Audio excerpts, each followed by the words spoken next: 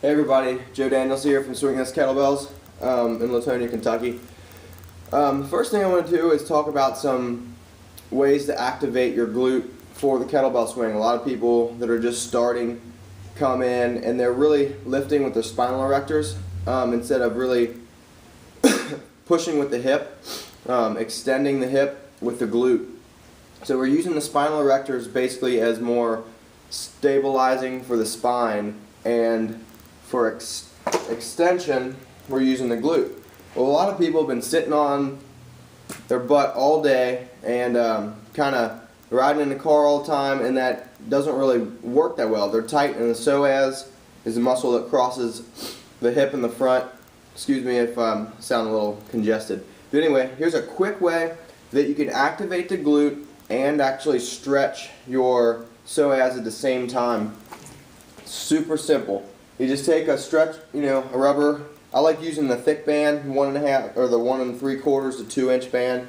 And what you're going to do is you put it across your upper thigh,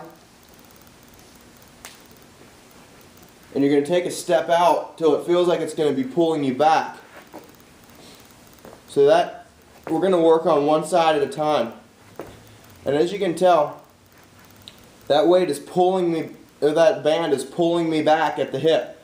So the only way I can keep my hip extended is to squeeze my glute. I don't want to lean forward. You're not trying to lean forward with your body weight. So I actually lean back slightly and tense the glute, hold it, tense the glute. You can also stretch the front of your hip flexors and upper quad. Hold your arm up over your head, and that'll get your psoas as well. But keep stretching the glute.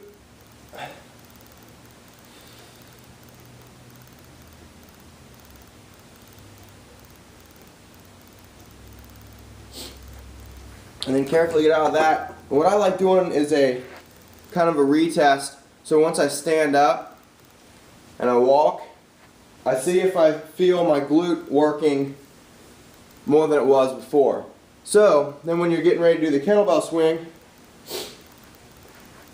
you take a bell and